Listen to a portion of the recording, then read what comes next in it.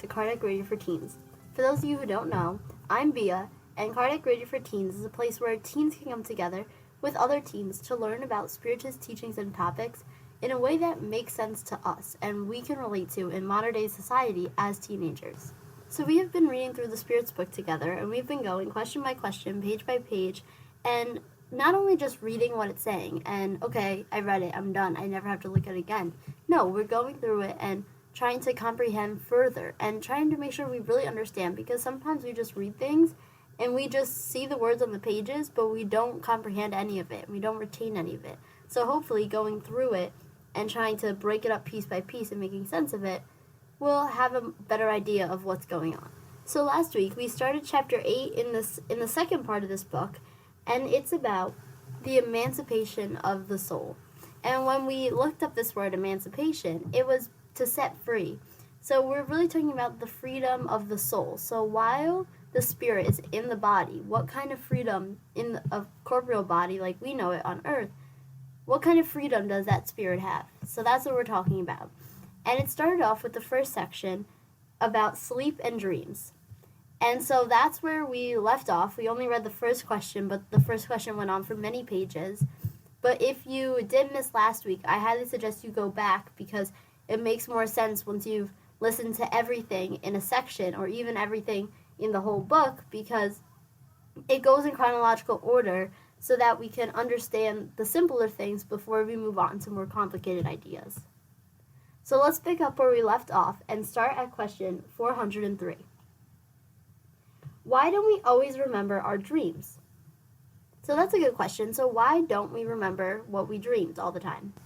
So the spirits answered, during what you call sleep, you only experience the repose of the body because the spirit is always in motion. During sleep, it recovers a little of its freedom and communicates with those who are dear to it, either on this world or on others. But since the body is composed of heavy and dense matter, it is difficult for it to retain the impressions received by the spirit, because the spirit does not receive them through the body's organs in the first place.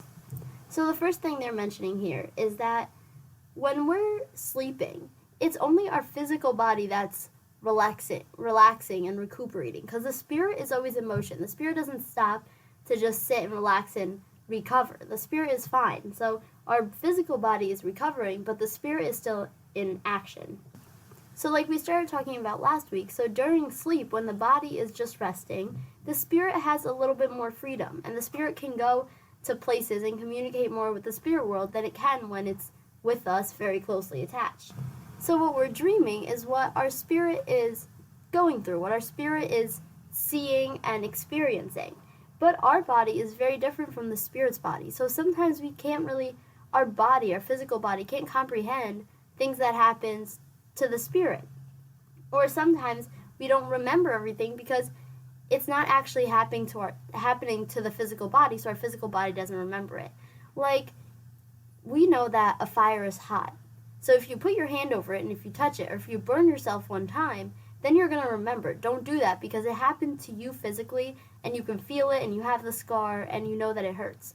But if it never happened to you and you're just listening to people say it's going to hurt you, but it's never happened to you, so you might do it anyway. So it's kind of like that. It's like the spirit's remembering something that, the physical body isn't remembering that stuff because it didn't physically actually do that stuff. So because of this, because that our body is resting while our spirit is in action, that is one of the reasons why we don't always remember our dreams. Question 404. What should we think about the various meanings attributed to dreams? So there's a lot of words that people use to describe dreams. So what's your opinion? He's basically asking the spirits, what's your opinion on the word dreams?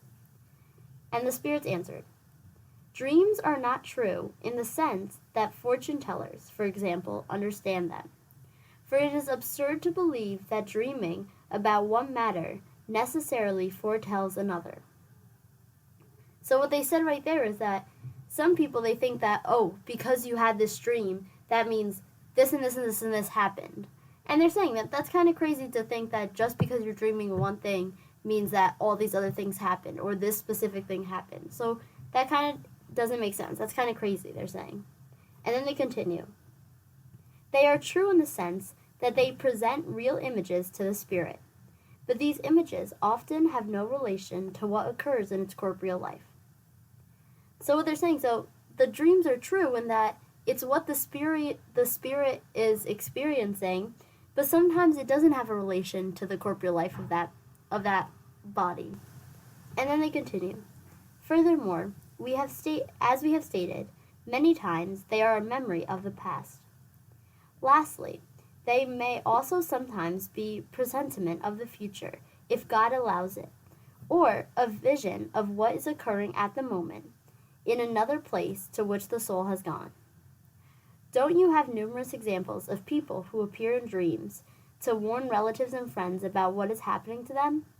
What are these apparitions, if not the soul or the spirit of these persons communicating with you? When they confirm that what you have seen is really occurring, isn't it evidence that the imagination has had nothing to do with it, especially in the event with absolutely not in your thought while you were awake? So what they're saying here is that, so then one more that they brought up is that sometimes it's a memory of the past. So something in the past that we don't really remember, maybe it's brought up again for our spirit while we're dreaming. And maybe we can learn from that experience and it's coming up again for us to learn from it. And then they said, lastly, it could be kind of a little sign of what's going to happen in the future, a little advice, but only if God allows it. If God allows it, it could be something of the future, like a vision of something that might happen or something you should do. Maybe you have like a really strong gut feeling, or you had a dream that now you need to do what you saw in that dream because you really felt strongly about it, or you're kind of seeing something that's gonna happen. Or sometimes, like they're saying, how when you see people that you know, and maybe they're saying, how come those people aren't actually talking to you? So maybe their spirit is visiting you in your dream while you're sleeping and communicating with you. And I think the really key part for us to remember is that no matter what kind of thing we're talking about, it's all in God's will and in God's power. If He wants this to happen, if He thinks it's necessary to happen, that's what will happen. Question 405. Frequently, things are seen in dreams that appear to be presentiments about matter that end up not occurring. Where did these come from? So they're saying, okay, so sometimes we think that our dream is something in the future or something that we needed, but then it ends up not happening. So we see a thing, maybe, oh, I know my teacher's going to give a pop quiz, so I'm going to study tonight. And then you get into class and there's no pop quiz. So they're saying, so why did you have that dream that you're going to have a pop quiz if there wasn't going to be one? And the spirits answered, they may occur for the spirit, if not for the body, which means that the spirit sees what it desires because it goes looking for it. You must not forget that during sleep, the soul is always more or less under the influence of matter, and consequently, it is never completely free from terrestrial ideas. Therefore, the concerns of wakefulness may give what you see the appearance of what you desire, or what you fear. This is really what can be called a trick of imagination. When you are strongly preoccupied with an idea, you connect to everything you see. So, what they're saying here is that sometimes, even though it's the spirit experiencing it and not the body, we're still very attached. Just because the spirit has more freedom, we're still attached. So the spirit is still having these same desires that our corporeal body might be having, or our current existence might be having. So maybe if you're worrying a lot about something, or if you really want something to happen, or you're really attached to the idea, maybe the spirit will go out and try to look for that kind of stuff. So maybe if you're really worried about a pop quiz coming up, or about a class maybe you don't understand and you're nervous for it, then it might just be a trick of your imagination. That spirit might be looking for someone to say that there's a pop quiz or something, and you're getting this idea, but really we don't know if it's gonna happen. They say it's just a trick of our imagination. Question 406. When we see living persons, perfectly known to us, doing things in a dream which they would absolutely never think of doing in real life. Isn't it pure imagination? So they're saying, so let's put this into a scenario for us to see it. So maybe if it's your best friend and she hates peanut butter and she's allergic to it, and in a dream you see her eating a lot of peanut butter. And of course this is a very silly and simple example, but let's put it in that terms. So wouldn't that just be imagination? You're just making that up? And the spirit said, which they would absolutely never think about? How do you know that? Their spirit may come to visit yours, as yours may visit theirs, without your always knowing what they're thinking about. Besides, according to your desires, you frequently apply to individual familiars to you what occurs or is occurring in other existences. So, what they're saying is, one, how do you know what that person's thinking? Maybe they're allergic to peanut butter, but they love it a lot, so they're going to eat it anyway. Or maybe they were dared to eat it, and so now they're eating it, and you don't know what they're thinking. Or also, we could just be linking it with, maybe we would never do that, so we think they would never do it, but maybe they would do it. Question 407. Is complete sleep necessary for the emancipation of the spirit? So to free the spirit, not completely like we were mentioning, but just like we were saying, if we had a coil and we were unraveling it, so we had a string and we were unraveling it. So to unravel the string, to let the spirit go further away from us while we're sleeping, does it have to be complete sleep? And the spirit said, no. The spirit recovers its freedom whenever the senses become sluggish. It takes advantage of every moment of respite that the body offers it to emancipate itself. As soon as there is a prostration of the vital forces, the spirit disengages itself. The weaker the body is, the freer the spirit will be. So what they're saying is, no, we don't need complete sleep. You don't need to be in a very deep sleep, because as soon as you start like loosening up and you're becoming sluggish, you're slow, you're starting to drift off, they already start unraveling that wire, like that cord that we were talking about. They already start undoing it so that they can get further and further away. But like, of course, the weaker it is, the deeper you are in sleep, the farthest the spirit can go. But even when you're just falling asleep, the spirit can start traveling away. And then Allan Kardec put his own comment in, and he says, thus, a nap or a simple dulling of the senses often presents the same images as dreaming does. So what he's saying here is that so sometimes even if we just take a nap, that's enough for our spirit to go off and do something and see something. Question 408. Sometimes it seems to us that we hear within us distinctively pronounced words that have no relation to what we are preoccupied with. Where do they come from? So they're saying, so sometimes you hear something, and maybe it has nothing to do with what you're thinking about. Like if we think of a really silly example again, maybe you're doing homework and you're thinking about homework, and suddenly you think of peanut butter. So where does this come from? And the spirits answered, yes, and even entire sentences, especially when the sense begins to grow dull. It is sometimes the faint echo of a spirit who wishes to communicate with you. So, but here, of course, like our example was doing homework, but we're talking about when we're sleeping, when we're falling asleep. And so they said that, yeah, sometimes, because sometimes you think, oh, did I really just hear that? Am I making it up? And you kind of just ignore it. But they're saying, so yeah, sometimes you hear words, or even sometimes full sentences. And it could be because as you're drifting off, as you're falling asleep, some spirit is trying to come communicate with you about something. Question 409. Often, while we have our eyes shut during a state that is not yet sleep, we see distinct images and figures in the minutest detail. Is this an effect of vision or of imagination? So they're saying, so sometimes if you just close your eyes, if we all sit here and close our eyes right now, and we're not sleeping, we just closed our eyes, you can see images, and you can see figures, and you can see little details.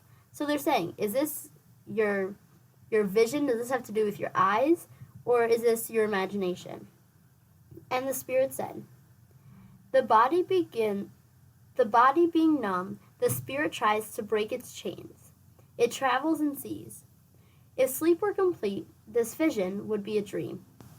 So of course not just if we close our eyes for 1 second and then open them again. But maybe if you were just sitting down and you weren't sleeping yet, but you just had your eyes closed. Maybe you were in a car and you just close your eyes and you're not sleeping yet, but your eyes are closed. So maybe the spirit is trying to unravel that cord, like we were saying, and trying to get away. And if you were in a complete sleep, then that would actually be a dream instead of just little visions and figures. Question 410. During sleep or a nap, we sometimes have ideas that seem very worthwhile, but which, in spite of the efforts we make to recall them, are erased from our waking memory. Where do these ideas come from? So sometimes, in the middle of a nap or in the middle of the night, you have this great idea and you think, oh, I have to remember this. Then you wake up in the morning and you just remember that you wanted to remember it, but you don't remember what it was. So they're saying, so where do you get these ideas? And so why would we lose them? And the Spirit said, they are the result of the freedom of the Spirit, who emancipates itself and enjoys broader faculties for the moment. Also, they are frequently counseled by other spirits. So they said that these ideas are coming from the Spirit being free and thinking, oh wow, they're remembering all this stuff. So they're thinking, oh wow, look at this and this and this. And you get all these ideas, but maybe it's not really your time to know them and to do them yet. And also the ideas that other spirits are giving them. And then there's a second part to the question, and it says, of what use are such ideas or counsels if the memory of them is lost and they cannot be employed? So why will we have these ideas if we're just going to forget them and not be able to do them? And the Spirit said, such ideas sometimes belong more to the spirit world than to the corporeal one. But more frequently, if the body forgets them, the spirit remembers them. Nonetheless, the idea returns at the appropriate time as an inspiration of the moment. So they're saying sometimes it's an idea that's for us to do later on. So it's going to be, oh, when I go back to the spirit world, I want to do this and this and this. So we don't need to remember that right now in the corporeal world. And they're also saying here that sometimes, even if it's for later on in your in this same existence, it's going to come to you back. It's going to come back when it needs to come back. When you need to know that, you will know that. But right now, you don't need to know that, so you'll forget it. Question 411. During the time that the spirit is disengaged from matter and acts as a spirit, does it know the time of its death? So, when it's separated from the matter, not completely separated as we know, but when it's being separated and it's acting like a spirit in the spirit world again, not in the corporeal world, they say, so does the spirit know when the corporeal body is going to die? And the Spirit said, it often has a presentiment. Sometimes it has a very clear awareness of it, which gives it an intuition about it while awake. That is why some individuals sometimes foresee their own death with great precision. So usually the spirit does have some sort of knowledge about when that corporeal body is going to die.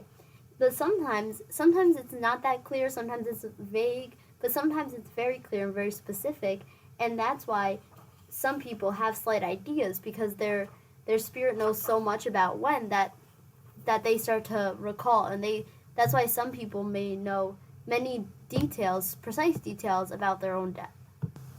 Question 412. Can the activity of the spirit during the repose or sleep of the body fatigue the body?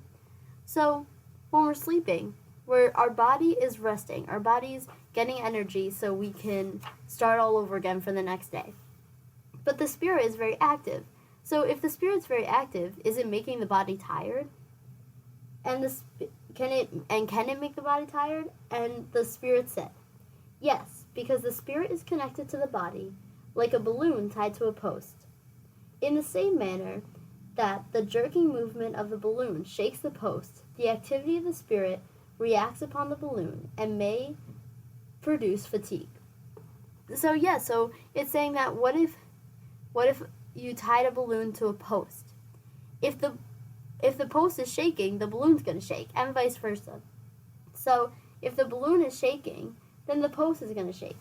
And so when the spirit is being very active, it will feel like we're being active too, and we'll also, it may produce fatigue and we'll be tired. So that's the end of the section about sleep and dreams, and we'll start off with the next section, which is titled Visits Between the Spirits of Living Persons. So let's get right to it.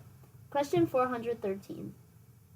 The principle of the soul's emancipation during sleep seems to indicate that we live two lives simultaneously. That of the body, involving our life of outward relationships, and that of the soul, involving our life of concealed relationships. Is this precise? And the Spirit said, in the state of emancipation, the life of the body yields to that of the soul. But properly speaking, there are not two lives. Instead, there are two phases of the same life. People do not live double lives. So what they're saying here is that, so the question was, do we live two lives, like kind of at the same time? So we're living this life on this corporeal world, but our spirit is kind of living that life too. And the Spirit is saying, no, we don't live a double life, but there are two different sides to it. So it's the same life, but in that life, there's the side of it where we're living on this corporeal earth and going through these trials, and there's also the side where the soul is going out and experiencing things. But it is all one existence. Question 414. Can two people who know each other visit each other during sleep? So two people who know each other, when they're sleeping, can they visit each other? And the Spirit said, yes, and many others, who do not think they know each other while awake, meet and converse. Without ever suspecting it, you may even have friends in another country. The phenomena during sleep, in which you visit friends, relatives, acquaintances, and individuals who may be useful to you, is so frequent that you experience it almost every night. So what they're saying here is that, so the question was, so if you know someone, can you meet up with them when you're sleeping, your soul and their soul? And they're saying, yeah, and it happens a lot. They're saying it happens almost every single night, and it doesn't have to be with someone you know or someone you think you know in this corporeal life. It can be someone across the world that in this life you haven't met them yet, but you do know them and you can talk, or if you have advice that you can share with each other or what you can learn from each other. And relatives, acquaintances, you can meet, and it happens so often, almost every night. Question 415. Of what use are those nocturnal visits if we do not remember them? So, what's the point of these visits, of meeting up with people, if we don't remember it?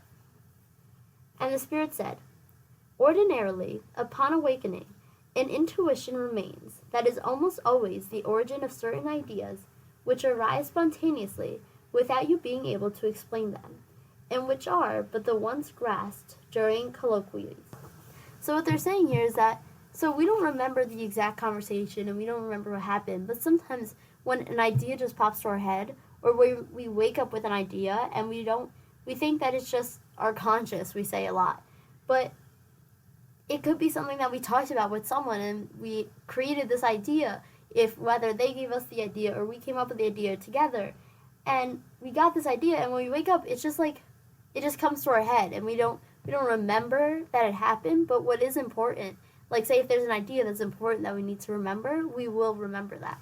So that's where we'll leave off today. But before we leave off today, I'd like to read our message for today's date, September 12th, from the Daily Book of Positive Quotations by Linda Picone. And this one's titled, What We Are. To become different from what we are, we must have some awareness of what we are. We don't set out to lose weight without first knowing what we weighed to begin with. We can't know what we want to make a change until we know we have a problem. Even when we've identified the problem, we need to know where we're starting from to understand the job ahead of us. To make any change in our lives, we need to know where we are right now. I will do my best to understand who I am so that I can understand how to be better than I am. If at all you guys have any questions, comments, concerns, anything that you want at all, even if it's not related specifically to the book, please feel free to ask and email me at kardecradioforteens@gmail.com, and I'll get back to you right away. I'm Bia, and this has been Kardec Radio for Teens. Thank you all for listening. This has been Kardec Radio for Teens. Thank you all for listening.